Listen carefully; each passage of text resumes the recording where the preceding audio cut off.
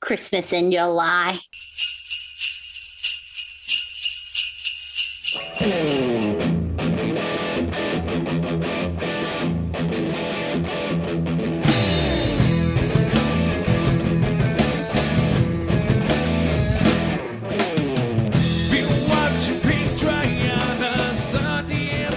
Hello and welcome, everybody. Welcome to the No Name Music Cast. My name's Tim, and this is Joy. And it's my turn to pick the topic this week. And as ever, Joy doesn't know what I've decided to pick. So this is the topic. We have an audio intro, and I think this is copyright free, but it'll be fine. Are you ready? Okay.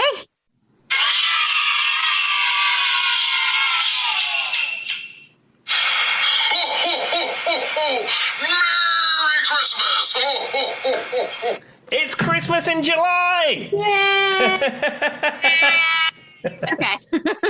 So I should point out to everyone listening, especially our friends in England, this has probably been the hottest week of the year so far. It's bubbled around 90 degrees Fahrenheit, whatever that is in pound, shillings and pence, but it is incredibly hot. So I think we discovered it was like 30, 37 degrees Celsius, something along those lines. So think about that. Well, we were talking about our Zoom last week, something around those lines, guys. Exactly. I'll be honest with you. I never really understood temperature till I lived here. I don't know why. It was maybe I never paid attention to it, but I've embraced this Fahrenheit temperature, and I can understand that 90 is baking hot. And because okay. I want to ask something really stupid, Tim. Are ovens in Europe in Celsius? The electric ones are, but most people have gas. Okay, so it's like in Fahrenheit. How does that work? Well, the other thing you have to consider is I grew up in houses that had gas ovens. All the houses I grew up with had gas. And secondly, I don't think I've ever knowingly operated the oven in any house I've ever lived in. Talking to the guy who literally... Yeah, okay. Everybody in Europe, I need to understand this. What do your ovens say? Because, ours are in Fahrenheit. And the reason that Fahrenheit kind of works, I think, and Tim may, as somebody who's done a little bit of both, is 100 sounds really high. It's a very large number. 30 is not. I'm not saying I really wish we could go to the metric system and all this stuff and match the rest of the world. I'm not saying we're right, but I understand what Tim is saying, that you might pay more attention to 100 versus 30. No, that's true. I mean, as I said, I have no point of reference because I think every house I ever lived in England had gas. So did it not have like a temperature gauge on it? No, because they just say gas mark 6 or gas mark 5. So that's on the actual hood of the stove, if you're putting a pot on. But what if you put some cookies in? That's okay. Tim's not going to know that answer. Let me tell you, Joy. If you want to set up an electric guitar, or you want me to fix something, or I don't know, I can even patch drywall at this point. But if I ask him to build my laptop next week, he's got it. Yeah, but the basic operation of an oven is not for me. This episode is already starting off great. Continue. I have a lot of logistic questions of how ovens work in other countries. I know the showers are crazy because I know that from being in hotels, but I never had an oven. Yeah, because most in England in particular, certainly on the sink, there's a separate one for hot and there's a separate one for cold, and they don't mix. Mm-hmm. Well, and every time I've ever been, so I've been to France, I've been to England, I've been to Spain, and I've been to Greece now. Mm-hmm. Greece's shower was exactly like ours. It didn't have any of those crazy, but when I remember when I was in France, there was a lot of different, settings, and I never could figure it out, and so I was just being either showered cold or hot, or I never knew what I was doing. It didn't matter.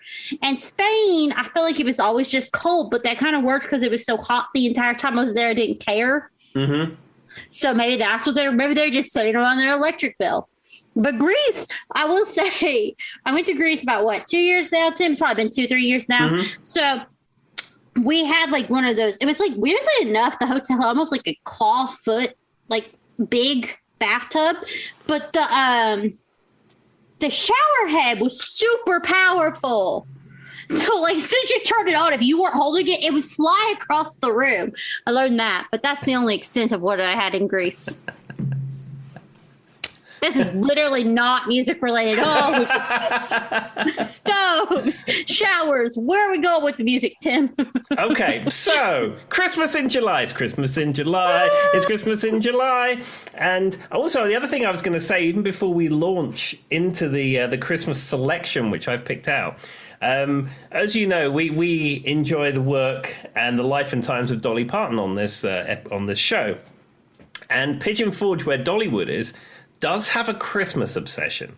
There is a hotel in Pigeon Forge called the Christmas Hotel, which is decorated for Christmas the whole year round. They do like Christmas lunch every day. There's decorations. There's Santa comes down at breakfast. It is a Christmas themed hotel. And there's a big Christmas shop opposite there where you can buy decorations and Christmas trees all year round. And that's not isolated. There's lots of different little shops in Pigeon Forge that are Christmas themed. And Dolly's a big Christmas promoter in general, so this does not shock me. No, but I always say when we go to Pigeon Forge, often we stay at the Christmas Hotel because it is the novelty of staying there, especially in the summer when it is 90 degrees outside. And you want to feel like it's cool. Exactly. Okay, so what I've done is I've gone through my extensive music collection, and I've picked out some Christmas songs which I thought you may know and which I like too. Okay. So I think the most important one of the lot, and I think I brought this to your attention previously, but I'm going to open the show's selection with this, is the Macarena Christmas Joy Mix. Yes, Tim brought this to my attention. I don't know that I knew it was a thing. Maybe I knew it was a thing. Maybe I didn't. But Tim was like, did you know there is a Christmas song that is slightly about you, Joy? And I was like, what are you talking about? If you haven't heard it, it's fun. I don't know that I've ever heard it as far as like played on a radio station or anything. It's like something I found on YouTube. Have you ever heard it played like recreationally? Because I don't feel like I have. Well, where I found it, I used to travel to Sweden in a former life, and their version of MTV, or actually could have even been MTV Europe, I can't remember. But I was there at Christmas, and it was on on rotation. Wait, pause. I have to. So, does MTV in Europe say literally MTV in Europe? Yeah, or is it just MTV? No, it used to be when I used to watch it. It was called MTV Europe. Huh. Anyway, continue. I was just curious. Yeah. And Sweden had some other music channels that were very similar, and they played some more local content. But it was either that or MTV Europe. I can't remember. But I saw that video on TV, which is how I know about it. Yeah, and I don't think I knew about it till you said anything. So, spreading back. So while I do think the Macarena is important, and the Christmas one is even more important, just like the Disney version, if you never heard it. Yes.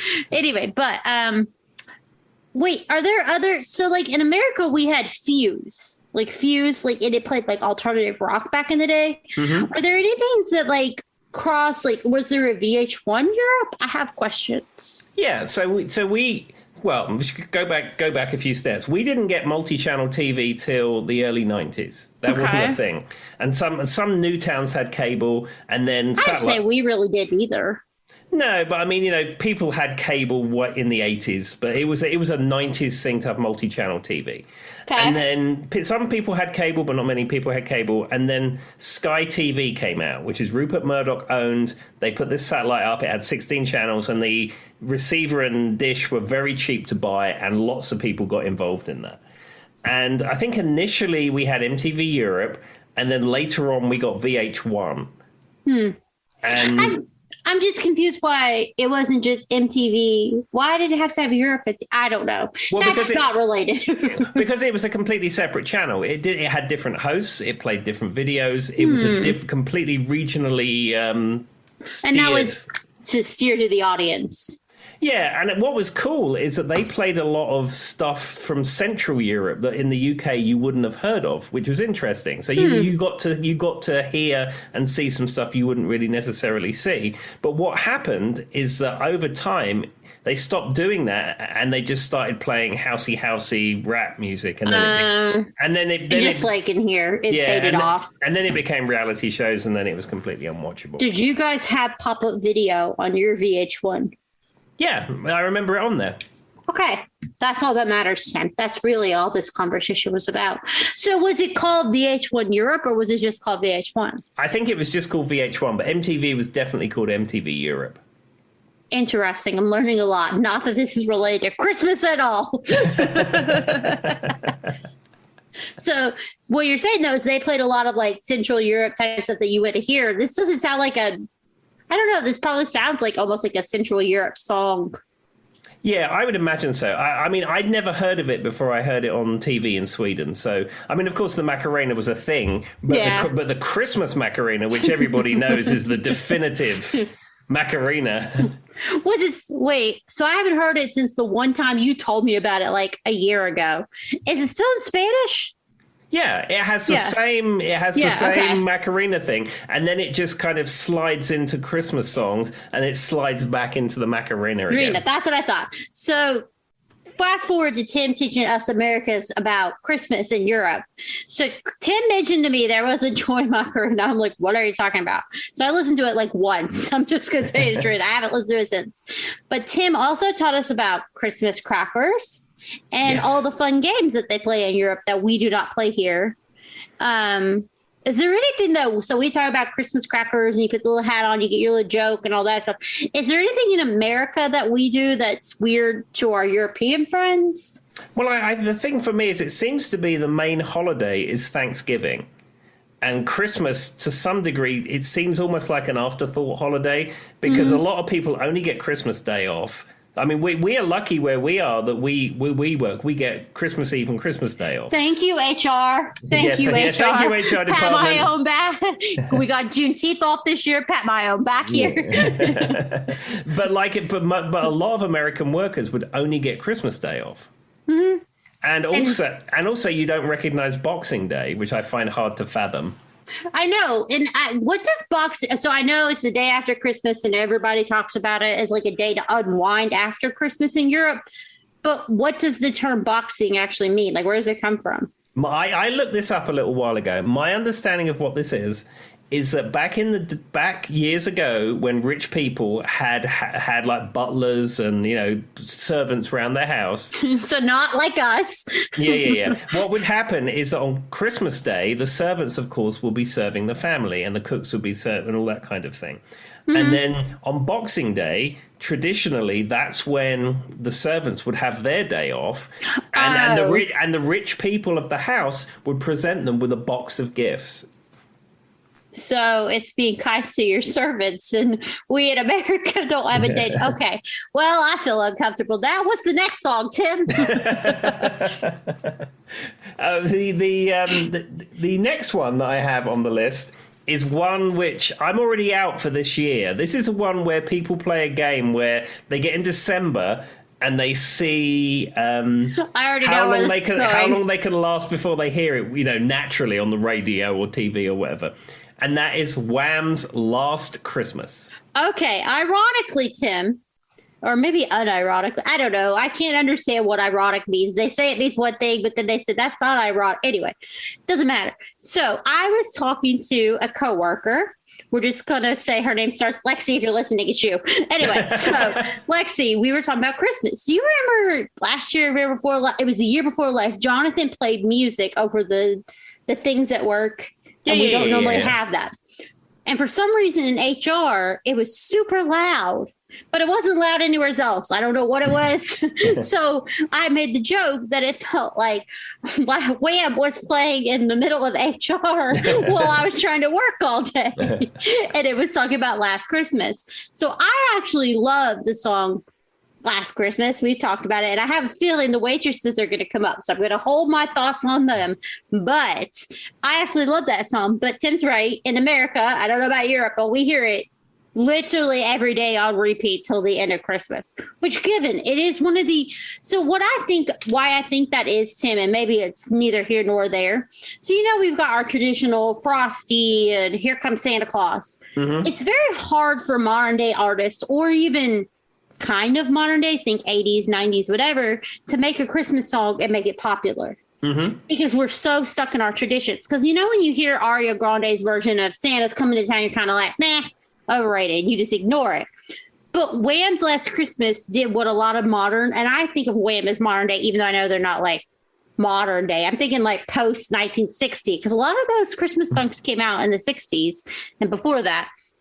So they did a really good job, just like Mariah Carey. We know Mariah Carey does a great job with the Christmas music, and she's one of the modern day pop artists who's constantly making money off of it. So I think that's why it makes that's why it's so important around Christmas, is because it's one of the few more modern day, like not Nat King Cole kind of artists that actually made a song that people want to hear. I don't know if you think that, but that's what I think. I think so. I think you're right, because a lot of Christmas songs, like you say, are just covers of old songs. And it's like Kylie Minogue doing this Christmas song, and then whichever pop star happens to be popular doing this Christmas song. But this song is unique. They probably didn't write it, but maybe George Michael wrote it. I don't know. But it's an original song to them, and it is stuck, and it plays every Christmas, and people like it, and it's become a thing. And that's why I think while we make jokes about it, and sometimes we're like, oh God, I don't want to hear it at the same time, I'd almost rather hear it than sometimes Frosty the Snowman, because I'm saying, especially being a choir kid, like, in high school, middle school, we had to do Christmas concerts every year. There's only so many times I could sing about Frosty the Snowman by doing a 4-box square on beats. But yeah, that's why I think that song's so important. And I mean, I like to hear it, and then I like to not hear it, and then maybe hear it again at the end. And if Jonathan cannot make it play in my office on repeat, that'd be great. Thanks, Jonathan. Yay. Somebody out there's like, who is Jonathan? It's a coworker. It doesn't matter. Continue. Well, you alluded to this song, what you was just saying. So I'm going to bring this one up, and it's Waitress's Christmas Wrapping. And I will say, this is my favorite Christmas song of all time. 102% my favorite Christmas song of all time, too. Me and Tim had this discussion. Ironically, this is what I was telling Lexi the other day when we were talking about Christmas music. I could literally listen to Christmas Wrapping any time of the year. Doesn't have to be Christmas. The sound, the putting it together, the beat, everything. It is a pop song. Like, it has that pop beat. It's got a good flow to it, but it doesn't sound like any other Christmas song. Once again, I think it plays to what I was just saying with the Wham thing. It's hard to find a Christmas song that's not Frosty the Snowman and done well. And they did a great job. And of any Christmas song ever, it's the only one I want to hear. Exactly. And I will go as far as to say, Waitress's Christmas Wrapping, I would listen to that all year long. Yeah. Because when I was putting this list together to decide what songs I wanted to pick out for us to talk about, I listened to all of them. And a lot of them, it's kind of jarring to hear a lot of these Christmas songs when it is 100 degrees outside and it's in July.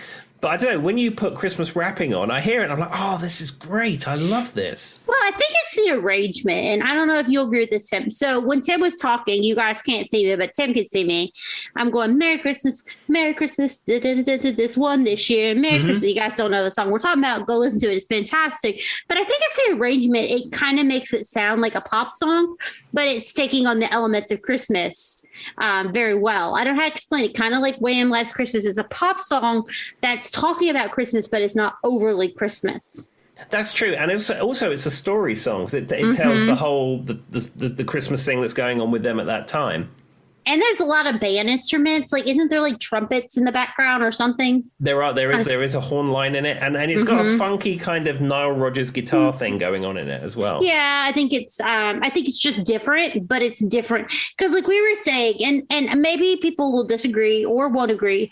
I have a hard time when like modern day Adam Lambert, Ariana Grande, or whoever it is puts out a Christmas album and they try to rearrange songs and make it their own, but there's just always like a piece missing. It's like, here's me singing Last Christmas, but like I try to make it my own, but something's off. That song, nothing's off. I don't know how to explain it. Do you know what I'm talking about, Tim, when every modern day pop artist tries to do their own spin on a Christmas song you've heard 1,000 times and there's always just something off?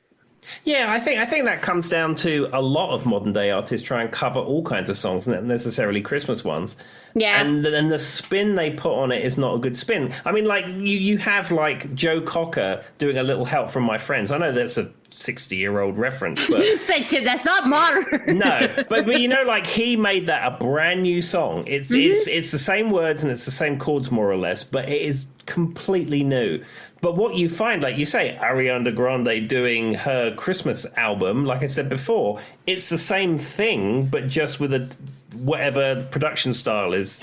And I can say the last artist that I think did a really good job at this was probably Mariah Carey. And that's what she's known as, the Christmas person. You know what I mean? Mm-hmm. She took the Christmas thing. Yes, she did her own version of Silent Night. But I mean, she did a pop version of a song that's about Christmas, but it's not quite Christmassy. I don't know. I think that if you're going to do it well, you have to give it that spark that you don't see. Mm-hmm. And that's just my opinion. And so whenever I hear John Mayer's version of Frosty the Snowman, I'm like, I don't really care. No, it's nothing new, nothing unique or nothing great. All right. What's next, Tim? So I know you're a big fan. Probably not. So there was an album that came out in 1980 that that has the very first recorded work of John Bon Jovi on it. Okay. And it was it's Star Wars at Christmas. Oh God. And it's called Christmas in the Stars. Of course it is. Have you ever heard of this? I knew there was some Christmas Star Wars kind of related thing, but I don't know. That's all I knew. I never listened to it. I never sought it out. I mean, I love that it's Christmas in the Stars. That's pretty original. I'm going to give it to you. That's fantastic. And I don't know that I would have ever associated John Bon Jovi with Star Wars. Well, I think what happened is that his brother or his friend or something worked in a studio, and it was about the time when I thought you were going to say, I think his brother George Lucas called him. His elder brother George gave him a call. Anyway, continue. I think he had some kind of relation or friend who worked in a recording studio, and it was around the time that he was sort of becoming a singer and playing in bands and things like that, and he'd never recorded before. So they needed some vocal track on this piece. So we went in and recorded some vocals. And I said it's the very first instance of John Bon Jovi recording anything. And it's on the track which has R2-D2 and C-3PO called We Wish You a Merry Christmas. I mean, that's kind of adorable. I care more about hearing R2-D2 and 3CPO than John Bon Jovi singing Christmas music. So if you can post that in the chat after we're done, or in the Facebook after we're done, that's really all I want to hear. I would do that. And then the funny thing is C-3PO and R2-D2 like almost narrate this whole album, because there's like different songs in it, but like they're and then R2's blipping and blopping all the way through it. And I would say my favorite and the standout track on this is called "What Can You Get a Wookiee for Christmas When He Already Has a Comb?" This is too much. So question. So if this is the first really known John Bon Jovi thing, which I know basics of John Bon Jovi, I'm not completely ignorant to him, of course. He's a pretty famous artist. But does he sound like the John Bon Jovi I'm imagining, this almost like Rocky kind of screaming at me, or does he sound Christmassy? He's a little bit more laid back. I think he hadn't developed his high singing rasp to his voice yet. Because to those out there, I don't know how familiar with it, but John Bon Jovi has a distinct sound. And it's like, no matter what he does, if he were singing to me about a Christmas tree, it'd be John Bon Jovi singing about a Christmas tree. So I was curious because a lot of times artists do develop that kind of what their sound is later in life. So that's why I was wondering. Well, he doesn't quite have his sound, but he's halfway there. He's halfway there. So, I mean, that makes sense because it probably just plays with this natural tone. Exactly. But anyhow, I will post that "What Can You Get a Wookiee for Christmas" and the John Bon Jovi song in the Facebook group. I think everyone should be enjoying enjoying it. Somebody's going to join the group, never listen to the podcast. It's like, this looks interesting. Why are they talking about Christmas? Well, because it's Christmas in July. All right. So I couldn't go an episode without mentioning Elton John, because he seems to come up almost every time that we speak. So Step Into Christmas from 1974. A favorite of mine also. Like, if I have to listen to Christmas music, Elton John Christmas music is what I want to listen to. Along with The Waitresses and maybe Wham's Last Christmas, but only once or twice. After that, I'm done with it. Yeah, I have a whole Elton John Christmas album, and it's much as you describe, where it's Elton John reinterpreting classic Christmas songs, but certainly Step Into Christmas is a favorite of his sort of Christmas catalog. And I remember growing up, we had an album. In fact, we've spoken of it before, the Now That's What I Call Music. They had a Now That's What I Call Christmas. And I remember we had it when I was growing up, and it was a 12-inch album, and that was one of the songs that was on it. So when I think of the Step Into Christmas, I always think of the line where he's like, come along with me, step into Christmas, the admission is free. Mm-hmm. I don't know why, but I just always thought it was interesting. He said the admission is free. Not that it's relevant because, I mean, Christmas is technically free, but let's be honest, it's not free if you live in the modern day world. Christmas is really expensive. So I don't know. That just always stuck out to me. Well, maybe he's telling you to get into the Christmas spirit is free. But if you shop like Elton John, it's not necessarily free. I don't think that Elton John's got any. He may. Did you know he buys an album for every house he owns? So like, if he has a house in Paris, I don't know where Elton has multiple houses. This probably doesn't surprise Tim. He probably knows this. He's got one in L.A. He's got one in England. He's got some in some other countries, right? Mm-hmm. So if Elton has a house in L.A., Elton has a house in New York and Paris. Let's just use those examples. Mm-hmm. It has in all three places. He said if he buys an album, his own or another artist, he buys one for each house. Yeah, I mean, as ridiculous as that sounds, I was going to say, you probably get it because it sounds like something you would do. Yeah, why wouldn't you do that? I mean, I have my extensive music collection here in the house. Because the internet exists. And I buy it with my budget, which I can afford to buy stuff. But like, if I could afford several houses, I want to, wherever I am, I think, wouldn't it be great to listen to that Dire Straits album? And there it is. You've got it. Put it in your computer, rip it to your desktop, and you have it. I can't. The millennial in me can't with it.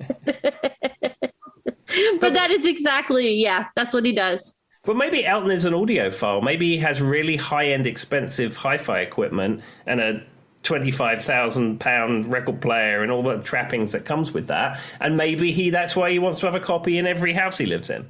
110% he is, because he's Elton John and he wants the nicest thing and everything. And say what you want about divas, he's the best diva of them all, and I love it. I love Elton. My favorite, I've said many times, my favorite brew in the world is watching him and Madonna's back and forth. I think it's hilarious because they're absolutely both ridiculous. In their own rights, I love them, but they're both ridiculous. Cher's probably a close third on that one, but she could be ridiculous. We've talked about her Twitter. But he's 110% somebody who would have like the best setup in every place. And I get what he's saying, but the millennial means like the internet exists. You don't have to buy a physical album for every house. But I'm also the kind of person who's like, well, if I had the money that Elton had, even if I didn't spend my money on 3 different albums, I'd probably still spend it on the most ridiculous thing you ever heard. So who am I to judge? And the thing is that, I mean, how much is an album these days? Let's say that Elton's into vinyl, for argument's sake. So he's gonna spend £30 or $30 or something about that per album. So... Yeah. If he's buying 4 copies, 5 copies, with Elton John money, I mean, does that even register? It probably doesn't. And did you know he doesn't have a cell phone? I could believe that. He doesn't own a cell phone. So when he was doing carpool karaoke with James Corden, he said he didn't own a cell phone.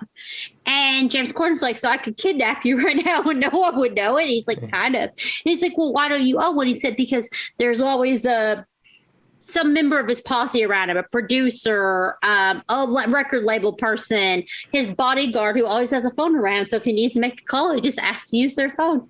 Sure. And I'm sure his husband, David, has a phone. Probably. Yeah. They have what, 2 kids now? Yeah. I'm sure the kids have got phones. Probably. I think, and the best part about their kids is Lady Gaga is literally their godmother. Those kids are like living the best life. All right. Literally not talking about Christmas. That took a toll. But anyway. Here we go. All right. So I also looked through my library and I came up with this one. Now, I actually bought a physical copy of this because I didn't buy 5 copies, just the one. Wait, you only have one house, right? It's only in your one house. Exactly. So this is an album I didn't know existed up to 5-6 years ago, and someone turned me onto it. So when I saw a physical copy of it in a thrift shop, I had to buy it. Okay. And it's John Denver and the Muppets, A Christmas Together. Okay, I do know John Denver, and I love everything Muppets, period. All the Muppets, anything Muppets. But the Muppets are my favorite, and I did know there is a John Denver album with the Muppets. I'm kind of sad you didn't know about that until 5 years ago, Tim. No, I mean, I remember the Muppets as a very young child, but the Muppets were not something I really grew up with, if you know what I mean. Yeah. I mean, are the Muppets popular in Europe? Yeah, I think they are now. I mean, Sesame Street, I mean, they're Muppets too. That was not really a thing, certainly when I was growing up. I mean, it may have been on TV, but I didn't pay a lot of attention to it. It wasn't the cultural icon that it is in this country.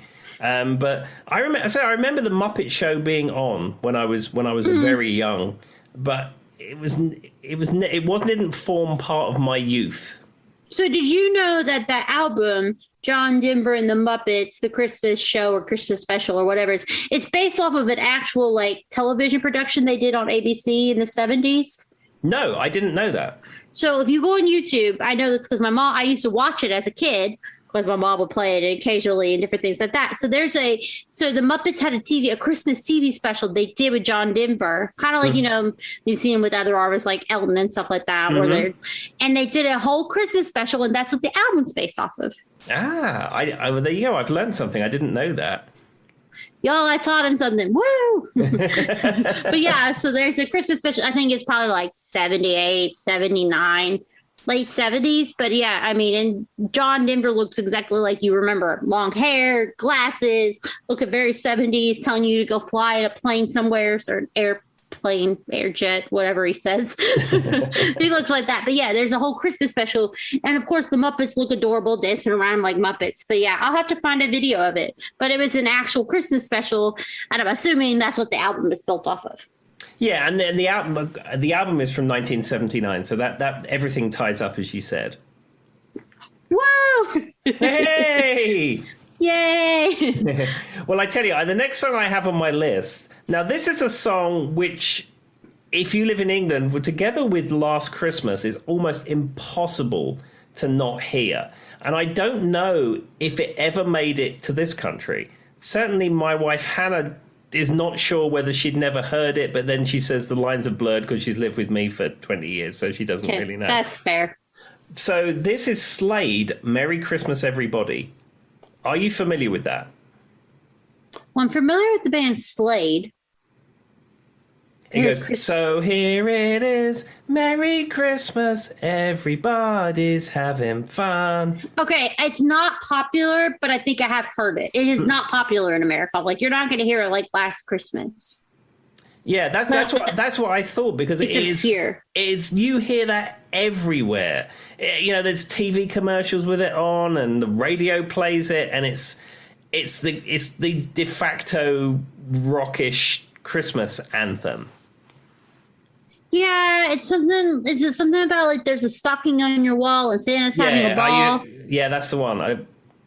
I've heard it, but I cannot confirm that I've actually heard it in America or if it was just on some YouTube playlist now. Because that, like she was saying, the lines are not that I've lived with 10 for 10 years, but the lines kind of blurred because like I might have had just like a music playlist on YouTube and it's playing Christmas music and it came through.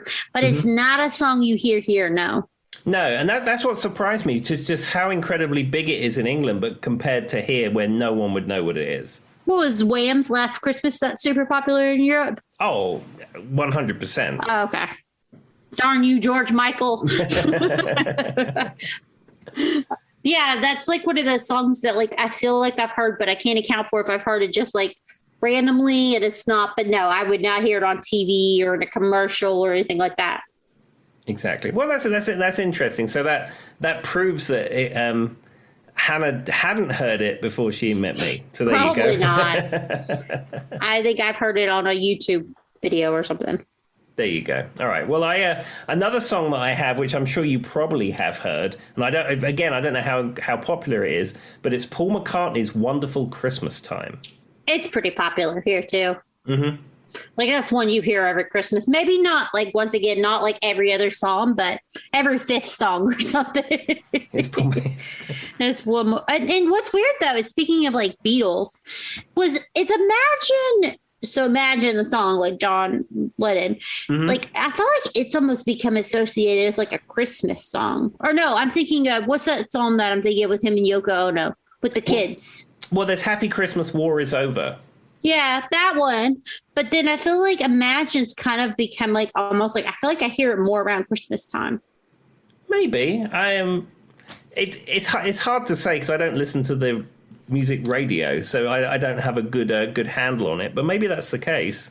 Maybe I'm just associated with him because I hear the Happy Christmas War is Over so much, which is the picture on my Twitter. If you've never noticed that, my header's that one. But I just feel like I've heard it associated. Yeah, the other thing I found out about Happy Christmas War is Over, it's with the Harlem Community Choir. I mean, I guess I knew it was a choir, but I didn't know what choir it was. Yeah, when I was looking stuff up for this episode, it's the Harlem Community Choir. I mean, I can hear, go back to Paul McCartney, the moon is up. You know what I mean? I can hear that in my head. That one's used a lot. That intro is used a lot. I feel like in car commercials and stuff. Mm-hmm. And it's got that. So that's a good thing to go back to what we were saying about pop artists doing Christmas music and making it their own. That song kind of just like War is Over, Happy Christmas, whatever you want to call it, has a different sound, but it doesn't seem almost like an overkill on what you hear a lot. Because that song has that da, da, da, da, da, da, da, sound at the beginning, and it kind of plays through that. It gives it a different kind of feel than some other Christmas music, but it doesn't feel like they're trying too hard to make a Christmas song. I think that's what makes the difference in a pop song versus just a person who does an album. That's true. And the other default thing that everybody does when they make Christmas music is you put sleigh bells on it. Yeah.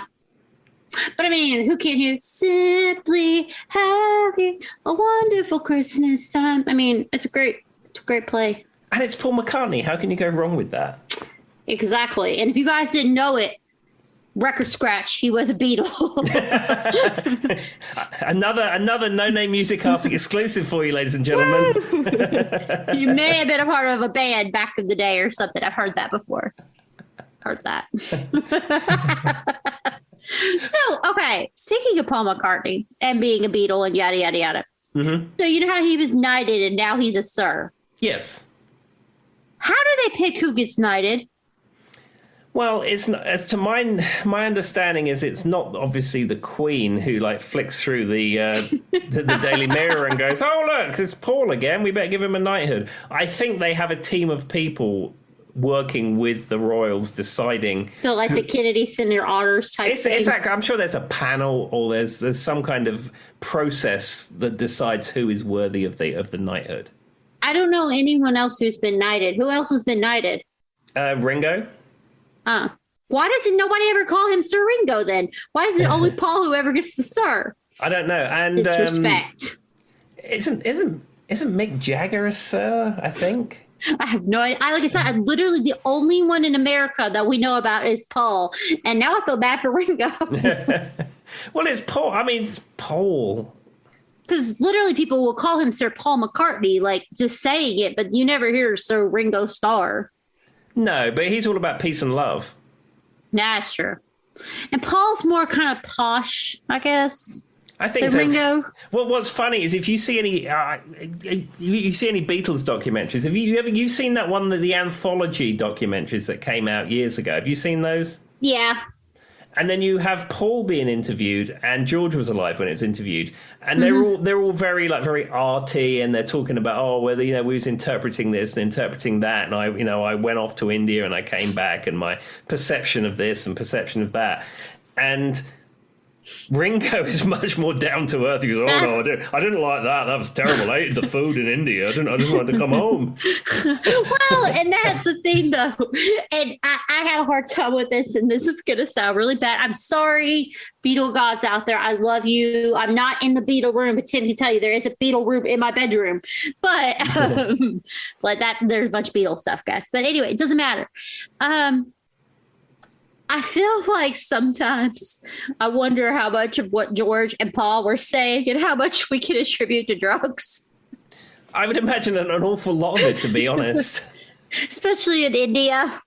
Just going to throw that out there. Yeah, I think they were recreationally enhanced. I mean, Lucy in the Sky with Diamonds wasn't about a painting that Julian Lennon did. I think we can confirm that. What do you mean LSD was about it? And this is neither here nor there. We talked a little bit about some of their drug use in the past, where we were talking about, can you separate the art from the artist? John Lennon came up.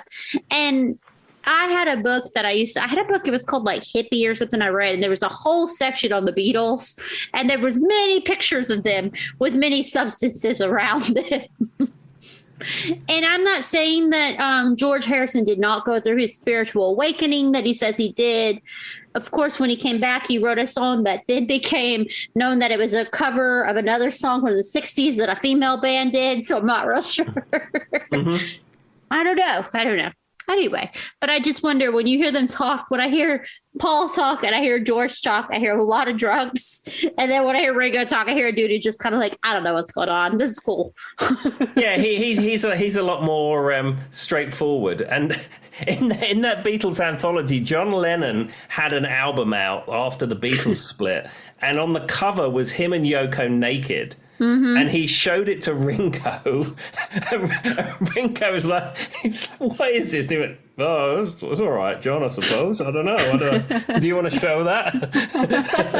Well, I mean, and don't get us started about Yoko Ono and John in the bedroom for 30 days.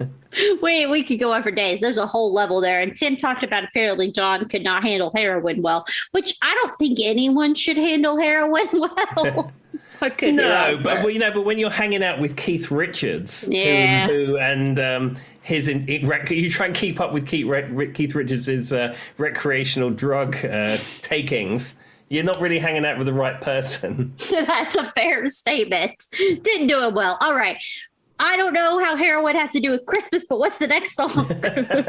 Well, the next song, this is a Christmas song that I only discovered its existence. Again, not that long ago, maybe a bit longer, 15 or so years ago. And okay. I tell you where I heard it for the first time. I was in the Hard Rock had a bar, not a cafe, a bar in Bristol, in England, which is on the M4 on the way to Wales. I thought you meant like Bristol, North Carolina. No. Bristol, as in you drive down the M4 before you get to Wales, Bristol. And I've been there before. Yeah, you know it. And it was a concept they had where they were going to have bars as rather than cafes. They just had bar snacks and stuff. And it didn't last. There was only one concept of this Hard Rock bar, and then they closed it down. I think there's another one in an airport somewhere, like in Singapore or something. But anyway, that didn't work, and they closed it down too. But they had the same Hard Rock thing where they play the videos and have the music in the bar. And much of the Hard Rock playlist tends to be a little bit more US orientated. Even in the UK and European Hard Rock. Who owns Hard Rock? Are they their own company, or is there like another person putting it out there? It used to be owned by Top Rank, which is a company that owned bingo clubs in England.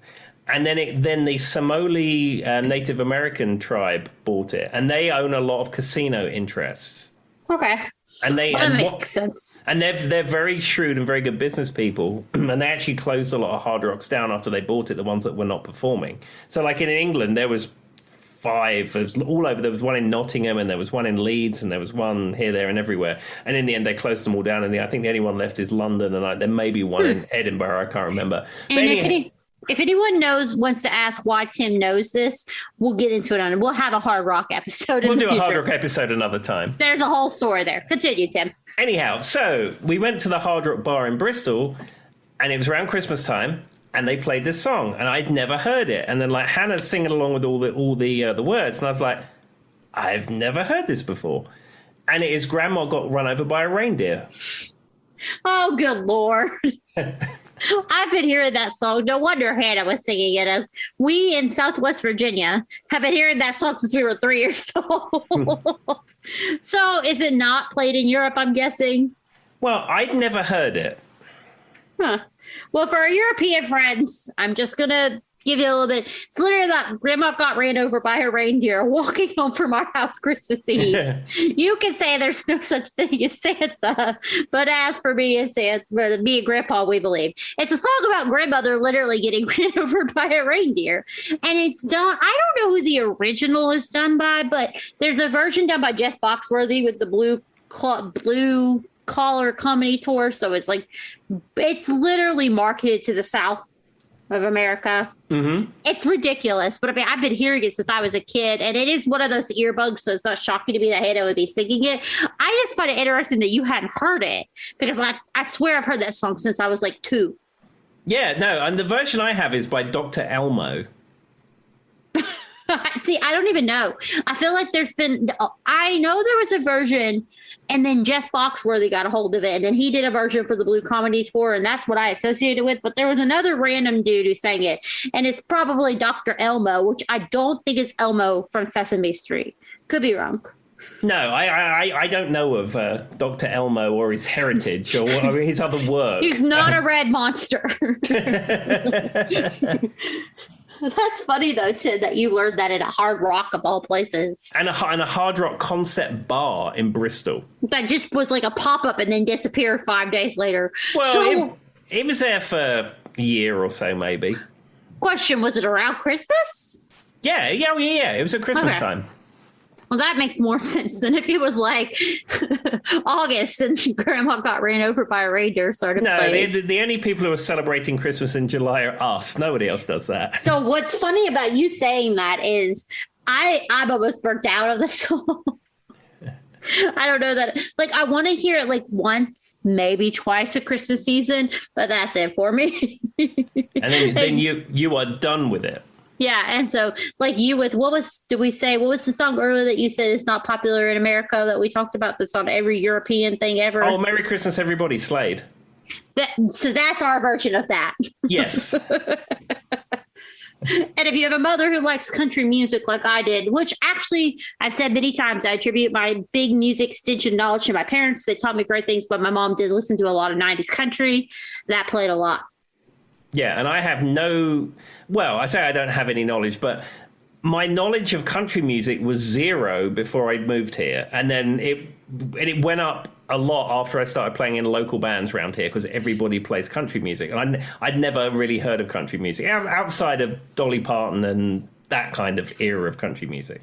You said that it's becoming more popular in Europe now, right? Yeah, it was sometime after I left, because I left in early 2011.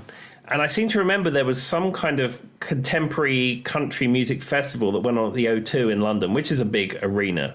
I've heard of it, yeah. Because the Spice Girls were there last year. That's the only reason I know what the O2 is. And also, I can tell you, interesting fact, the O2 Arena is a carbon copy of the Staples Center in Los Angeles. And the reason that is the case is because that arena is acoustically perfect. Or is I just got deja vu. You've said that before in a podcast episode. Y'all, somebody who's a diehard fan, tell us what episode Tim said that exact fact. I tell you when I said that fact was on our pre-podcast trial that we did before we actually made this a podcast. Never mind. Don't go back because you won't find it. Well, you can.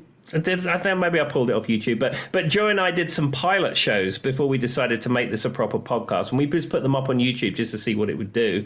And I think it was on those episodes I told you about it.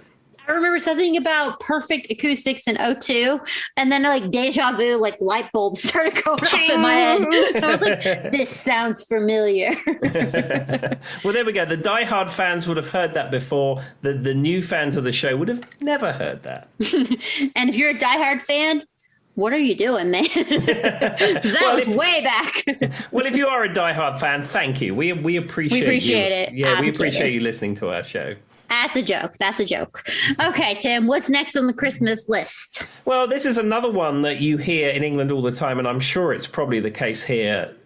That's the same here as well. And that's Band-Aids. Do you know it's Christmas? Yeah, you hear it a lot here, too. Why do they wonder if we don't know it? That's the one that's like... So it was for Africa, right? Yeah, it was one of the first things that happened for Band-Aid was the thing that led into Live Aid. Yeah. So I've never actually heard any, like, I knew what Band-Aid was, but did they have, like, was it like an actual concert? Was it televised? How did Band-Aid become a thing? Do you know, Tim, before Live Aid? Because I don't.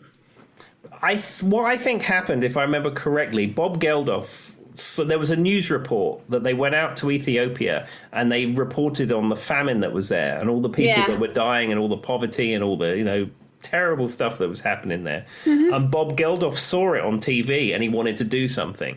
So being a musician, he called up all his rock and roll friends and they recorded the charity single, Do They Know It's Christmas? And it's like everybody who was famous at the time participated in it. And then I think from there, once Band Aid had been established, they decided to do Live Aid, and Live Aid was a continuation of that. And for those who are like me, and I know what Band Aid is because I've heard that, and I knew it was a lead into Live Aid, but I didn't know the history. So Live Aid did what's the song We Are the World? We Are the World is the US answer to Do They Know It's Christmas. It's the same principle where it's lots of famous artists who happen to be famous at the time, and it's a charity song and lots of people singing a line each. And whereas Do They Know It's Christmas was mostly UK artists, the USA for Africa song was mostly US artists. So that's where I was going with it. The We Are the World USA for Africa. You've got, you've got Cyndi Lauper. You've got Michael Jackson. Who else am I listening? I think Kenny Rogers was in there. Like everybody you've ever heard of singing the We Are the World, the original.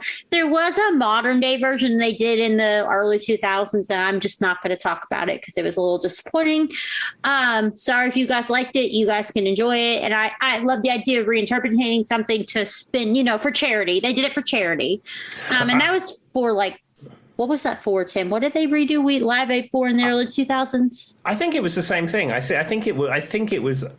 It could have been for some other famine relief or something along those lines. It was for the place that had not a hurricane, but where Wycliffe is from. Haiti. When that stuff happened, the earthquake, or was it an earthquake in Haiti? I think so. It was for that. They redid that because Wycliffe was the one who produced the new We Are the World. Yeah, and they also did another. I think they did a remake of Do They Know It's Christmas, and I think it was called Band Aid 20 or something. And it was much the same song, but it had people who are now famous 20 years later singing on it. I mean, personally speaking, I would rather give some money to their worthy charity, and they didn't do that. If there was a way it said, hey, donate some money and we won't make this song, I think I'd prefer that. That's kind of the way I feel about the We Are the World. Because I absolutely love the original We Are the World. I mean, you had, let's talk about this. You had, first of all, if you've never listened to it, guys, that's fantastic. It's cliche. Don't get me wrong. I realize it is cliche. It's literally, we are the world. We are it literally sounds cliche. But you had every artist. And what was nice about it was they sang together. And when they sang together, they didn't try to overpower each other. It sounded like a choir, which you don't always get when you have a lot of artists together. But then they each gave them a little piece to sing, right? So each artist had a little piece to sing. Who am I thinking of, Tim? So I know for some reason Michael Jackson keeps coming to mind. Donna Summer was there. Bob Dylan. You got Bob Dylan there. You got Bruce Springsteen. Cyndi Lauper. It was produced by Quincy Jones. And he's at the front, literally doing a choir to them. It's a fantastic piece. And Huey Lewis is on it as well. So according to the internet, there's 46 artists, which is why I can't exactly remember every single one. And when you're watching it, you could hear each person come through and you're like, oh, that's blah, blah, blah. And so it's a really cool piece. And what's nice is I like how they kind of, even artists that aren't known to be great vocalists, they still let them have their moment. I was really, so anyway. And then didn't Michael Jackson help write it though? I'm not sure. I think Quincy Jones wrote it. Maybe he got a co-writing thing on it, but I could be wrong. No, all the money went to the charity. It didn't go to nobody. I think it's one of those things where there's not really any egos when it comes to writing. It's just, we're writing this song for a good cause, and that's that. Exactly. So if you guys have never heard it, moral story is go listen to it. It's pretty cool. Okay, so the next song that I have on here this is an all-time classic as well, and this is Brenda Lee's Rocking Round the Christmas Tree. It is an all-time favorite. I haven't really, that's not one I hear that often though. I hear Rocking Around the Christmas Tree, but I don't know that I hear her version per se. I need to think about this. Yeah, the thing is I have found out about Brenda Lee. I don't know if Brenda Lee is still alive, but certainly when she was playing a lot of gigs, Brenda Lee would close with Rocking Around the Christmas Tree, regardless of the time of year. So you go and see her in the summer, she's still going to close with Rocking Around the Christmas Tree. And we're talking 50s and 60s, right? Because Brenda Lee's like, what? She started early 50s? Rockin' Around the Christmas Tree is an old song that's been re-recorded since the early 50s. Yeah, the version I have, it sounds like a 50s sort of sound. Yeah, I mean, I think all of the Rockin' Around the Christmas Trees do. Let's see. She currently does live in Nashville, Tim. Oh, she's Brenda still alive. Lee is still alive.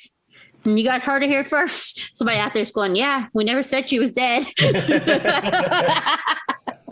Well, I'm pleased, Brenda. I'm pleased that Brenda is still alive, and hopefully she's still closing every one of her gigs with "Rocking Around the Christmas Tree."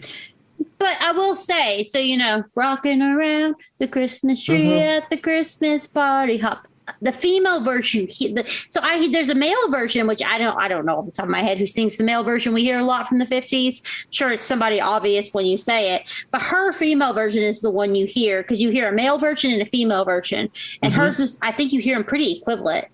And I don't know that I ever associated with one particular person until you said that, but yeah, I have heard her version plenty of times. Yeah, I've certainly heard Brenda Lee's version more than anyone else. Yeah. Who's the guy who sings it? Now I'm curious. Maybe you should, you'll be on the internet there. Hey, Tim, have you ever heard of this thing? It's called Google. Male version. I'm just curious. Of Rocking Around the Christmas Tree. To be honest, Johnny Marks. It was written by Johnny Marks, but it was recorded by Brenda Lee. Okay. I can't really find a male version. I swear there's a male version I've heard, though. It's probably one of those songs. It's an iconic Christmas song, and it's probably been recorded by everybody. Yeah, pretty much. That's what the internet says. There you go, Google. That's what you said. Yeah, I'm reading it. It's like, was written by this person, produced by this person, but recorded by this one. I'm like, okay. But also, so what's fun about that song is rocking around. It's a 4-count song, right? Da da da da da da da da da da da da. If you guys have never heard it, so I feel like most people have heard that song. But if you haven't, it's always used in like Christmas choir. So if you were ever in choir in high school or you were in show choir like I was, that song is always used when you're doing your Christmas choreography. Never fails because it's a 4-count, and every time you're doing, you always end up doing a box square. Like where you're 1 square, 1 quarter. I don't know how much you guys know about choreography, but it's the perfect one to do like the classic jazz box square too. So that song always comes up when you're doing choreography in high school, because you're like right, left, like da da da da da da da da da. So that's why it's always used, because it's really easy to do choreography too. I've performed my entire life, but I've never got involved with choreography or dancing. So you have a one-up on me for that. Another one is Jingle Bells. Is the same way. So Jingle Bell. It's always da da da da da da da. So Jingle Bells, Jingle Bells. It's slower, but it's the same method. For some reason, you always end up doing a jazz square in that song. For anyone out there who was in show choir, they're probably going, yes, exactly. And have you ever sustained an injury dancing to any of these Christmas songs in that? I don't think so. I think I got my foot stepped on once, but that wasn't my fault. That was just a bad dancer beside me. Well, I'm glad there's at least some minor injury story that goes along with that. I'm pretty sure my friend Corey stepped to my foot once because he was my choreography partner, but that's different. Well, I tell you what, I've got one more song and we'll close this episode out. And this is You're a Mean One, Mr. Grinch. So, obviously, the first thing you said was, you're a mean one, Mr. Grinch. I went, you're a mean one, Mr. Grinch. So I'm not a huge Christmas person. I'm not a huge Christmas music person. I like it for a short amount of time. Like there's a period in Christmas where I want to hear Christmas music. I don't know if you're like that, Tim, but I'm like, this is the time I want to hear Christmas music, and then I'm done with it. Don't want to hear it outside of this. So my best friend and my husband are both Christmas people. They're Christmas people. Molly, my best friend, will start listening to Christmas music November. I'm like, girl, we can't. I'm done. Charlie's not quite as bad, my husband, but he's pretty bad. But he loves the movie The Grinch. Loves the movie The Grinch. He loves the old version. He loves what is the guy who plays in the new version? The actor, whatever. Doesn't matter. Modern day version too. Loves that one. So that song is one he plays on repeat a lot throughout the Christmas season. And because he plays it so much, even though I'm not big on Christmas season, that's one I could hear multiple times. And maybe I become immune to it. Mm-hmm. But that one I do care to. I can hear that one multiple times that I don't get upset about it. Yeah, we have a tradition in our house. On Christmas morning, we always watch How the Grinch Stole Christmas, but the one we watch is the 1960s, 50s cartoon version. He likes both. His grandma was like that. It was just like a thing in their house. His grandma's big on Christmas. She played Christmas music early in the year, but for some reason the Grinch was just for Charlie. It's very nostalgic, and he loves the Grinch. Jim Carrey, that's who I was trying to think of, the Jim Carrey version of. So he likes either. He plays both. It doesn't matter. He'll listen to the 1960s. He'll listen to the Jim Carrey version, but that song plays on repeat. And I guess maybe because it has some super sweet place in his heart, and it's his heart grew 3 times. It's the big Christmas story in a way. So like for a lot of people, you watch Rudolph the Red-Nosed Reindeer or something. No, not in my house. It's always the Grinch. Pretty much. That's what we get. So that's what I think of when I hear that song.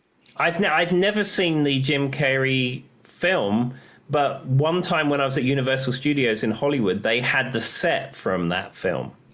Yeah, I mean, it plays pretty well to the original. Yeah. He didn't take a whole lot. I'm not like a huge Jim Carrey fan, but he didn't take a lot of liberties in that one. I remember, though, I went and saw that one in theaters whenever it came out, early 2000s, and the theater was packed. Like, I mean, person after person after person, like there was no empty seats. They were having to send people away. Oh. For whatever reason, it was packed. So they must have advertised that one. Like just pushed it all out to which Jim Carrey is a household name in the early 2000s. So maybe that's why. But that one was a super popular film. Well, there we go. Well, I tell you what, ladies and gentlemen, on those thoughts of the Grinch, we will wish all of our followers a very Merry Christmas in July.